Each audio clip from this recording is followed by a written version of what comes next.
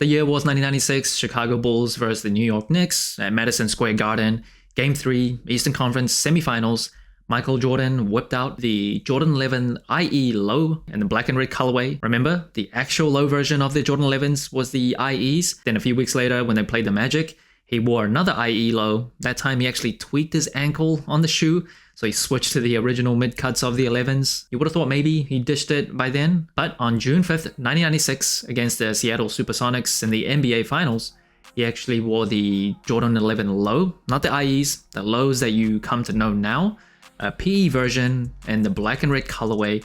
Absolutely delicious, but it wasn't until 2001 that the Jordan 11 lows actually first debuted, not the IE version, the 11 lows first debuted to the public, and it wasn't until this year that the Jordan 11 low Bred came back in its true form. Air Jordan 11 low Bred.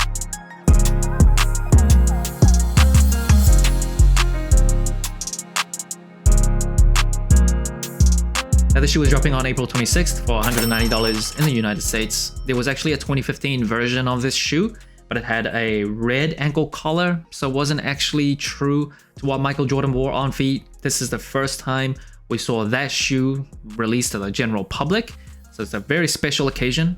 We have seen the 11 low Bred in different versions, like on the Comfort lows as well as the IE lows, and of course the IE lows that came before this back in 1996. And first impressions of this shoe: the 11 low Space Jams were just one of my favorite shoes from last year. That was delicious, just a delicious shoe. Now this, just as delicious. I love the Bred colorway. Like I said in my review of the Jordan 1 85 Bred, it is my favorite OG colorway of any Jordan brand shoe. I'm a black sneaker lover. I've said this many times, but when I used to be a web designer, when I first got out of college, if I had a choice, if I had the opportunity to design a website, I was always going with like a black background with like white text. Designers hated it, wasn't the greatest for legibility, but it's just what I gravitated towards. So I've always loved black based sneakers, and it's the same with the black and red colorway. I will say that I don't love the low silhouette as much as the mids. I think the mids are just much better. It is legendary. But when it comes this nice and this clean and this beautiful, juicy, delicious colorway, how can I say no? And the materials on this shoe, a pretty regular Jordan 11 setup. So base layer, you get this ballistic nylon mesh, and then on the mudguard, wrapping all the way around to the heel, it is patent leather, very shiny, and it's actually leather behind that patent piece. I can't say that it's like the thickest cut of leather. It doesn't feel too thick, not too surprised there. Now the 11s, the reason why they went with patent leather, they wanted this shoe to look more like luxurious, elegant, where you could wear this shoe with like a suit. And at the time, might not seem like it now. At the time, it was very different. It was a very special and unique looking shoe. And originally, Tinker Hatfield, who designed the 11s, wasn't actually too big of a fan of dropping a low. And the reason why the IE looks the way it does is because they wanted the low cut to be a summer version of the shoe. So he thought patent leather wouldn't really like fit the summer months. So he changed out that type of material, which is why the IEs look the way it is. I do not like the 11 low IEs. I don't own a single pair.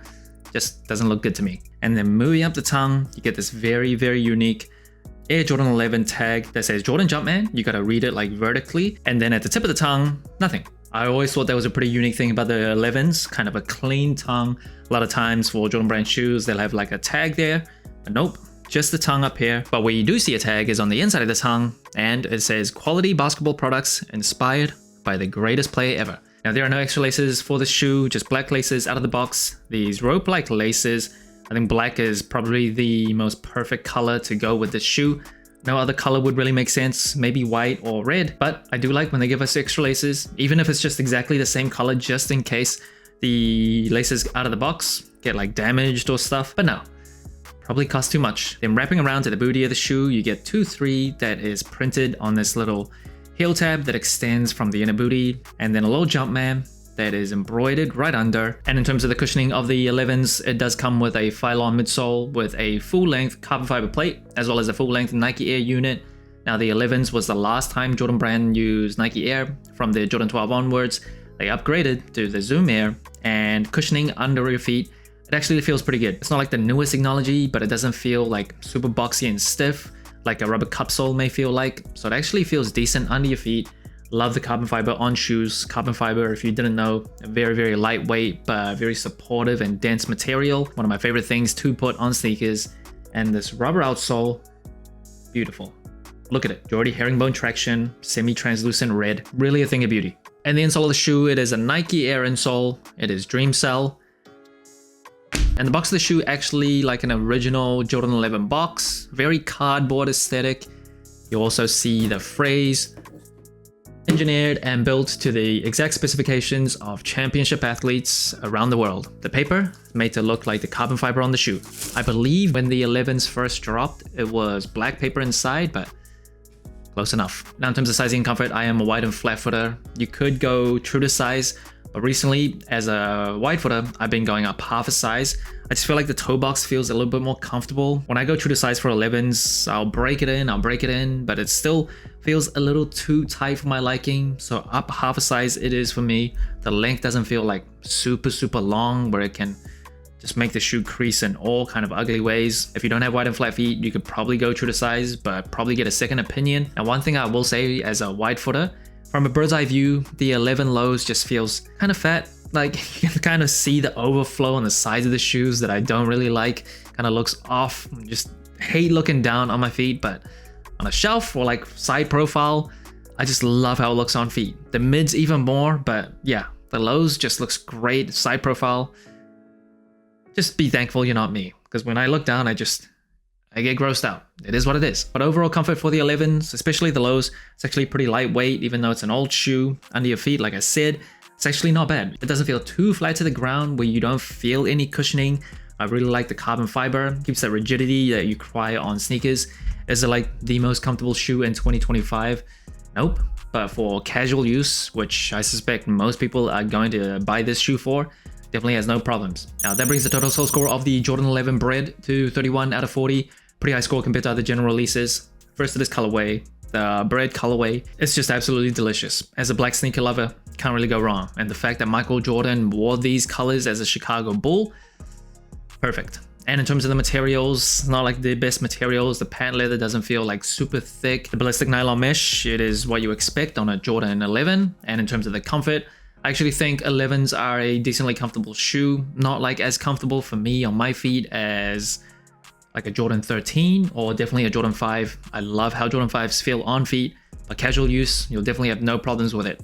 And in terms of the versatility of this shoe, super versatile. I think 11s have definitely crossed over into the mainstream where you can wear it like casually. You don't have to love sneakers to really like the shape and silhouette of the shoe. The low tops, I don't feel like it looks as good as like the mid tops, but I think non-sneaker lovers, like people that just look at a shoe and decide whether or not they like it without knowing what it is, I think versatility wise, they might choose the low top over the mids. So with that being said, I think just wearability of this shape, yeah, very easy to wear. And the wearability of the colorway, all black sneakers are not everyone's thing, but the black and red and white combination, it is just so standard, so easy to wear, super versatile, can't really go wrong with it. The Jordan 11 Bred is probably my favorite Jordan 11 colorway. The only other colorway that I would contend with or even come close to is the Space Jams. Cool grays are not far off. I really like that shoe, but if I had to choose just like one 11 for the rest of my life, it'd probably be the black and red.